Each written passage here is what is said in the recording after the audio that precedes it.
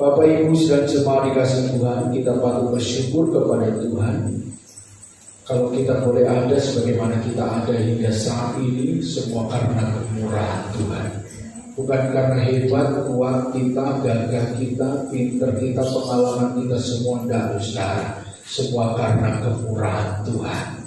Maka dari itu kalau kita ada di dalam rumah Tuhan, gunakan waktu dan kesempatan kita untuk menikmati hadirat Tuhan. Mari kita membuka Alkitab kita renungkan firman Tuhan pada pagi ini yang terdapat di dalam 2 Tawarik pasal yang ke-7. 2 Tawarik pasal 7 ayat yang ke-12 sampai dengan ayat yang ke-14. 2 Tawarik itu ada di dalam perjanjian lama. 2 Tawarik pasal 7 ayat yang ke-12 sampai dengan ayat yang ke-14. Saya bacakan demikian bunyi firman Tuhan. Kemudian Tuhan menampakkan diri kepada Salomo pada malam hari dan berfirman kepadanya, telah kudengar doamu dan telah kupilih tempat ini bagiku sebagai rumah persembahan. Bila mana aku menutup langit sehingga tidak ada hujan, dan bila mana aku menyuruh belalang memakan habis hasil bumi, dan bila mana aku melepaskan penyakit sampar di antara umatku, dan umatku yang atasnya namaku disebut merendahkan diri, berdoa dan mencari wajahku, lalu berbalik dari jalan-jalannya yang jahat, maka aku akan mendengar dari surga dan mengampuni dosa mereka serta memulihkan negeri mereka. Katakan amin. Amin. Diberkatilah setiap kita umat Tuhan yang membaca firman Allah, merenungkannya, terlebih yang melakukannya di dalam kehidupan kita, pasti diberkati Tuhan. Pagi ini saya mau berikan tema firman Tuhan, yaitu Tuhan sanggup memulihkan. Tuhan sanggup memulihkan, seperti firman Tuhan yang telah kita baca bersama-sama. Saudara kasih Tuhan, ini adalah keberadaan umat Tuhan yang senantiasa ada di dalam kasih Tuhan, ada di dalam perhatiannya Tuhan. Umat Tuhan tidak dibiarkannya sendirian. Umat Tuhan tidak dibiarkannya terus mengalami sesuatu yang mungkin yang membuat kita menderita dan lain sebagainya. Maka dari itu pagi ini kita mau belajar bersama-sama, saudara. Kita memperhatikan di saat banyak orang hari-hari ini, saudara, ada banyak orang hari-hari ini mulai pesimis. Tahu pesimis ya? Pesimis itu ya sudah putus harapan lah, sudah begitu. Ya, hari-hari banyak orang mulai pesimis. Kenapa demikian? Karena sudah kasih Tuhan melihat keadaan hari-hari ini memang tidak menentu. Keadaan hari-hari ini bahkan cenderung terus, saudara, semakin sulit dan bertambah sulit. Dan itu semua sudah ditulis di dalam firman Allah. Saudara kasih Tuhan, hari-hari ini terjadi banyak orang mulai pesimis, meragukan keadaan ini. Keadaan yang sulit, keadaan yang tidak menentu, keadaan yang begitu berat ini. Ada banyak orang, aduh sudah tidak mungkin lagi, sudah bisa normal lagi. Tidak bisa. Dan seterusnya, dan seterusnya. Dan benar kita melihat, memperhatikan kejadian yang tengah terjadi. Pandemi, sudah kasih Tuhan, COVID-19 belum berakhir. Belum berakhir. Jadi bagi saudara jangan bereforia dulu.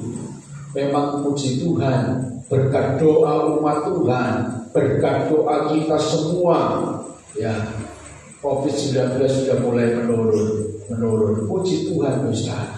Dan kita terus berdoa supaya COVID-19 itu stop, berhenti, hilang virusnya. Amin. Iya. Saudara kasih Tuhan, tetapi jangan bereforia dulu, karena belum berakhir pandemi ini. Demikian juga saudara, akibat atau efek daripada pandemi itu banyak, melebar kemana-mana.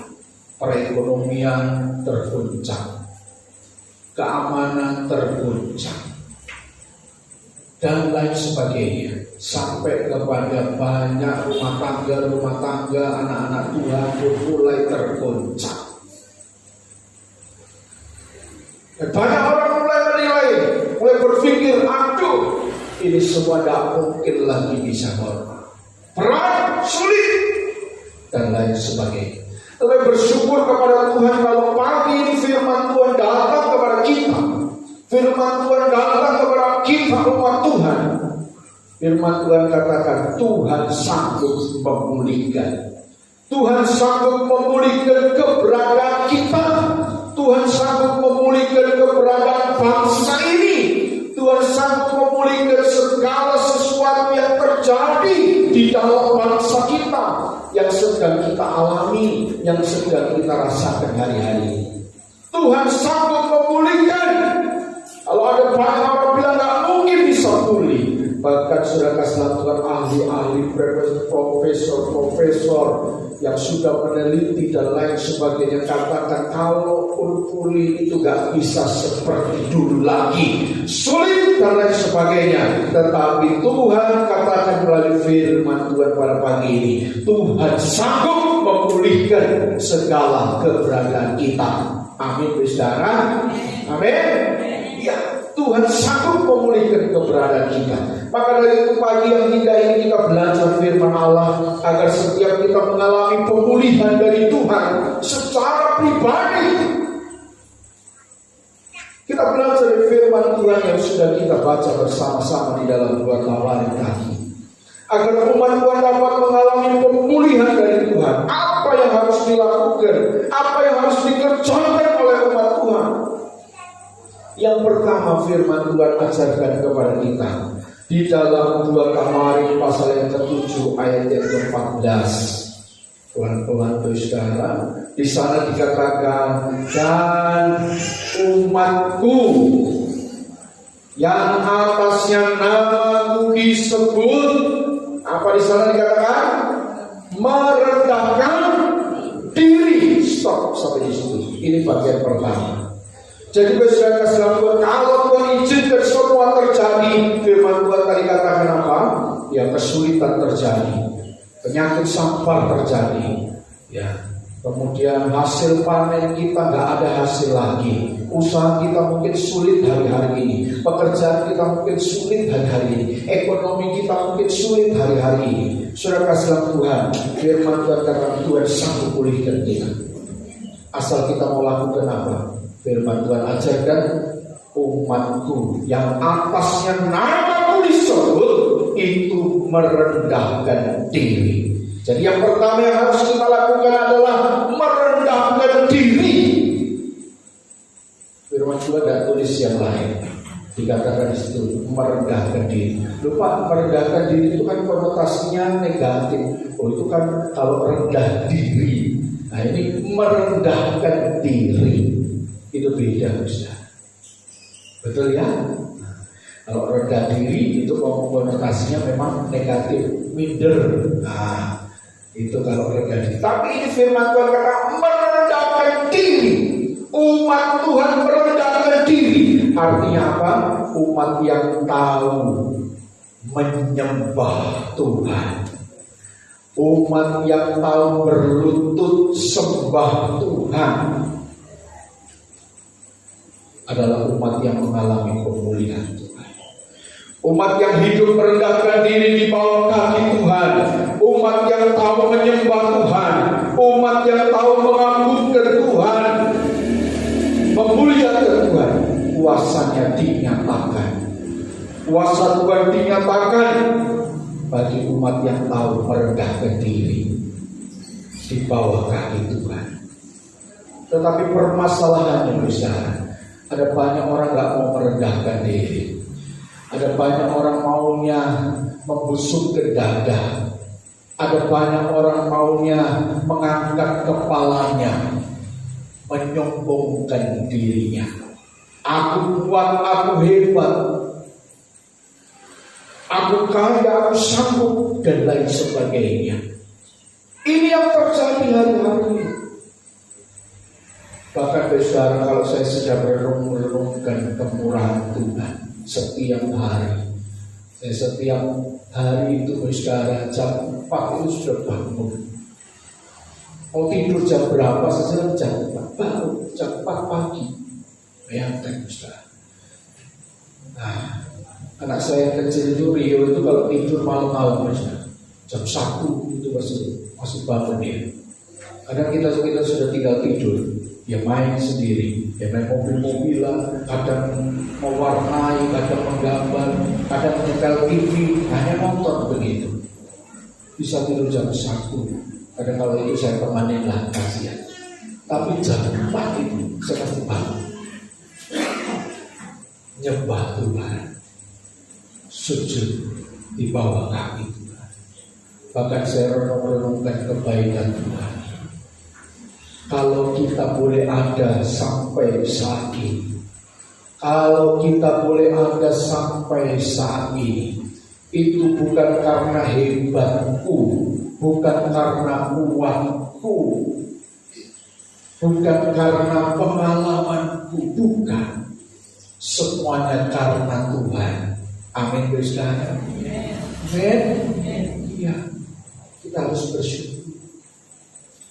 Kalau kita dengar banyak kawan-kawan pendeta saya, Bapak Tuhan, tak sedikit saudara yang berguguran di masa-masa pandemi ini, tak sedikit.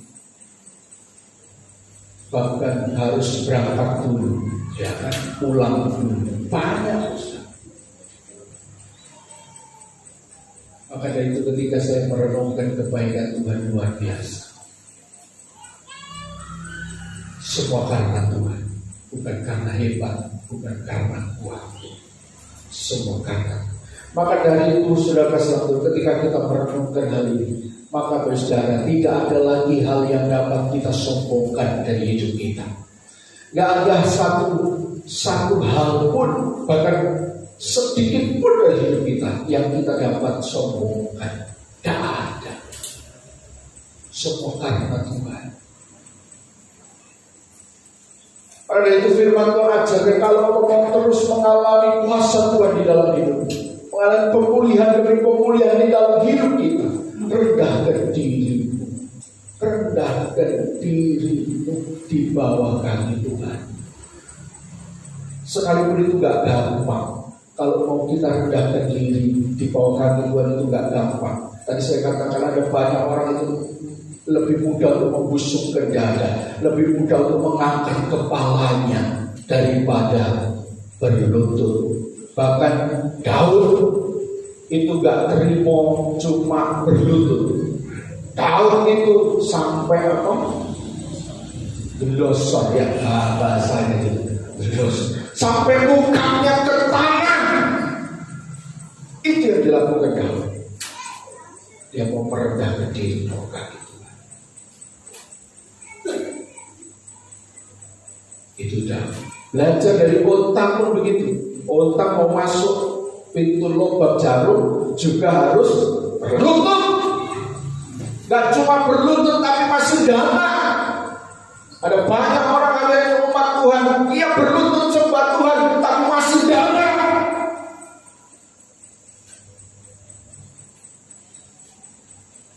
Gak bisa masuk lubang jarum.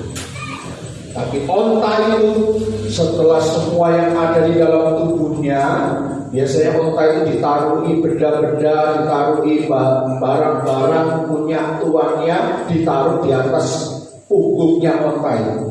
Tapi kalau mau masuk pintu lubang jarum itu, semuanya harus dilepas, ditanggalkan. Kemudian harus berlutut, melempok berlutut.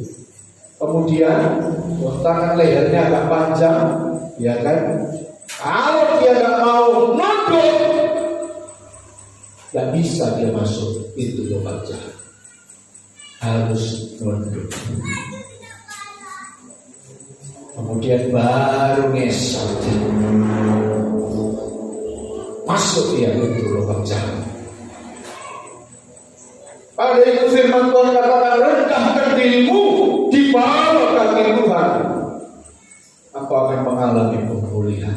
Kenapa demikian? Firman Tuhan katakan, setiap kita yang meninggikan diri akan direndahkan.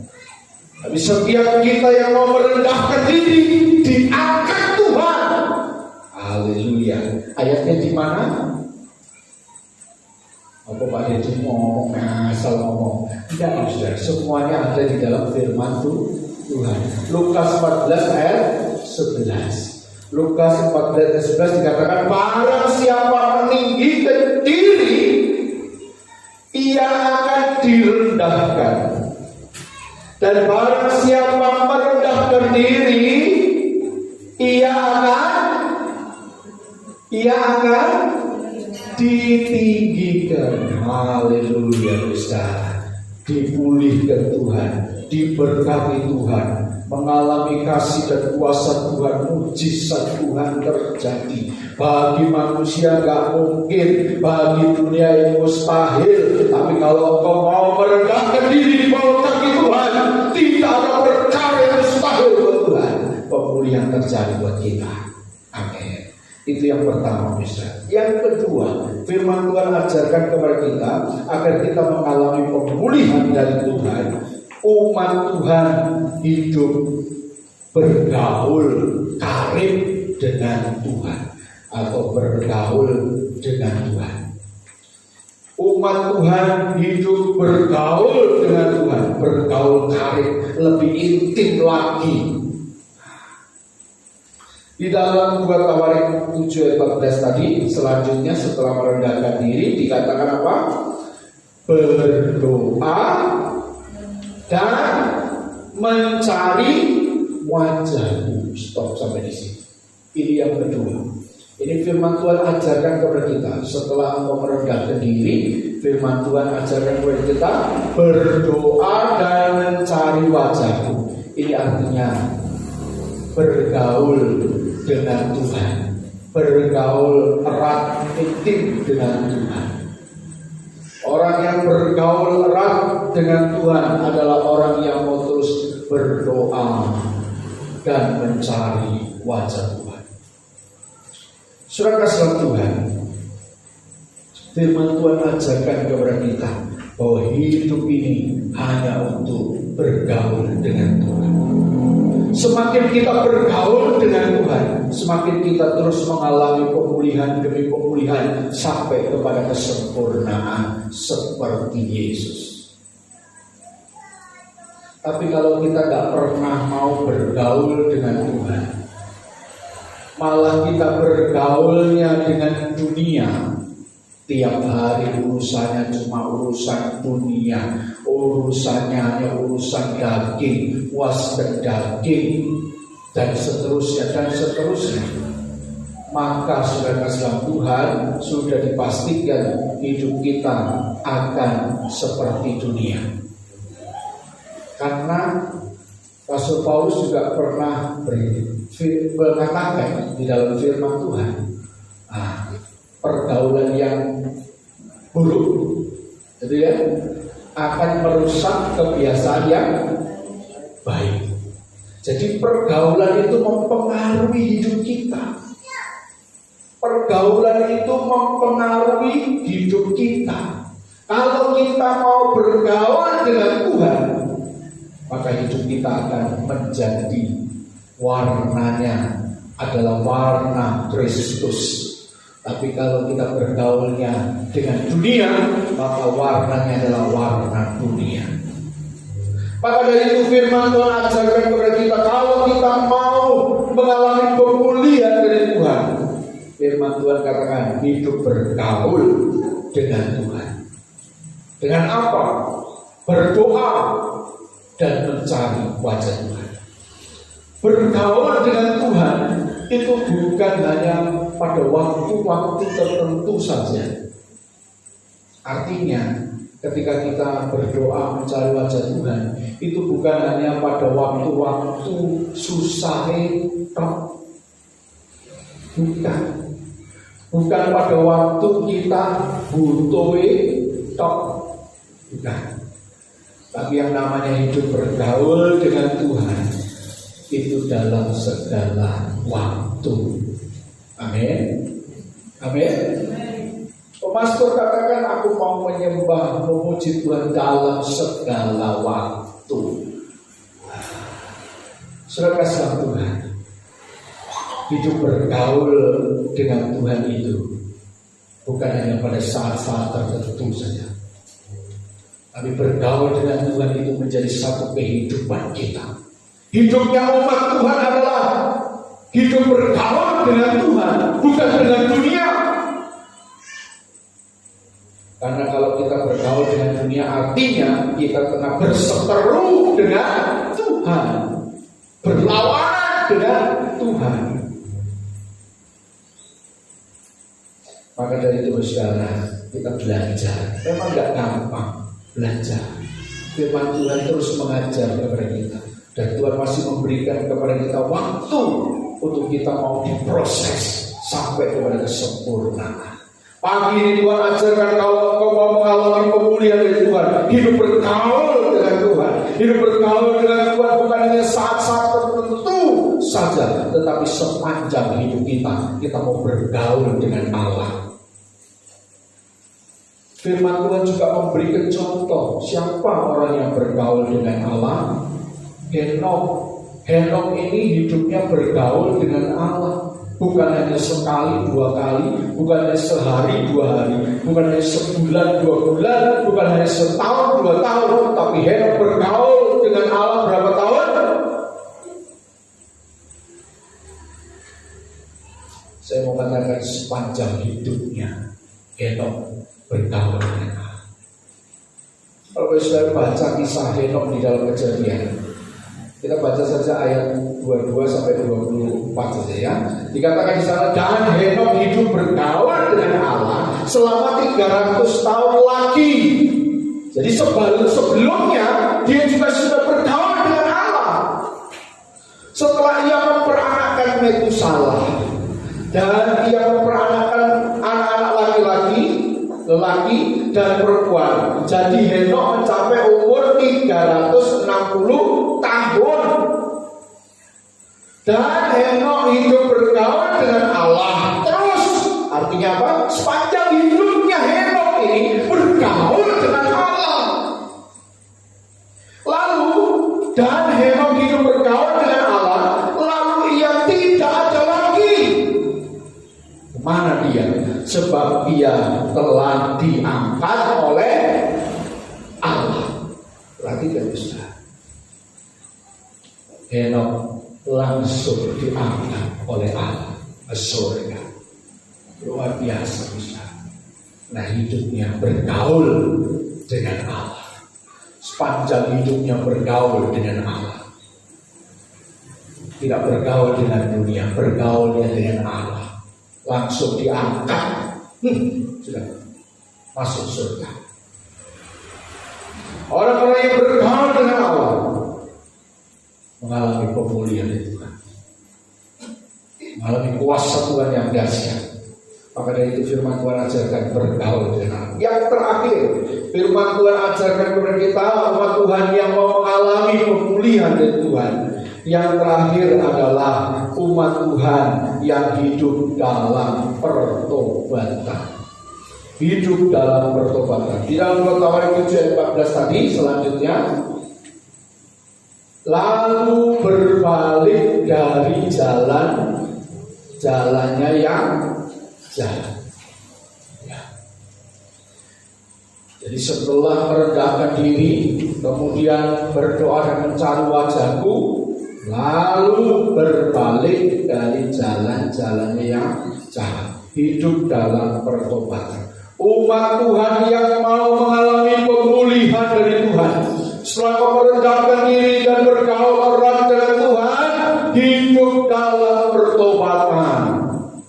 Jangan kembali lagi kepada dosa. Jangan engkau terus hidup dalam kejahatan, melainkan berbaliklah dari jalan-jalan yang jahat. Amin. Amin. Hidup dalam pertobatan. Hidup dalam pertobatan, tinggalkan segala dosa, segala perkara-perkara yang jahat, jalan-jalan yang jahat, rancangan-rancangan yang jahat, tinggalkan dan kita berbalik pada Allah. Hidup dalam pertobatan. Ketika kita mempertahankan hidup dalam dosa, hidup dalam jalan-jalan yang jahat, saya yakin dan besar, dan firman Tuhan yakin hidupmu akan menjadi sia-sia. Tidak akan pernah mengalami pemulihan dan iman. Tidak akan mengalami kuasa dan mujizat berkat Allah terjadi dalam hidupmu. Karena sudah kasih Tuhan, kalau kita tetap hidup dalam jalan-jalanmu yang jahat, kita hidup dalam dosa, itu sudah dipastikan sia-sia dan berujung kepada kebinasaan. Binasa. Kenapa demikian? Karena firman Tuhan katakan upah dosa itu adalah maut. Ayatnya di mana? Roma 6 ayat 23. Upah dosa adalah maut. Sebab upah dosa ialah maut, tetapi karunia Allah ialah hidup yang kekal dalam Kristus Yesus Tuhan kita. Berbaliklah kepada Tuhan Yesus Kristus, maka engkau akan memiliki hidup. Tapi kalau kita tetap ada di jalan-jalanmu yang jahat, kita hidup di dalam dosa, maka sudah dipastikan maut. Yohanes katakan, barang siapa percaya kepada dia tidak binasa, melainkan beroleh hidup yang kekal.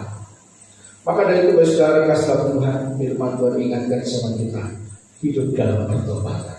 Sekalipun gak gampang saudara. Maka dari itu terus belajar. Firman Tuhan terus memberikan kita nasihat, pelajaran, menegur, membimbing kita, mendidik kita supaya kita hidup dalam kebenaran. Jadi orang-orang benar yang sudah diselamatkan Tuhan, kita terus mau jadi benar sempurna sampai Tuhan datang yang kedua kalinya. Tuhan membawa kita masuk ke dalam kerajaan surga. Amin saudara. Puji Tuhan, kiranya Tuhan Yesus memberkati kita semua. Janji Tuhan itu iya dan amin saudara. Janji Tuhan itu pasti tergenapi. Kalau firman Tuhan katakan Tuhan sanggup memulihkan. Kalau hidupmu umat Tuhan yang atas yang nama disebut hidup demikian, 3 hal itu saudara. Tuhan itu memperhatikan dari surga dan mengangkat umatnya, memulihkan umatnya, memberkati umatnya. Tuhan Yesus memberkati kita semua. Amin.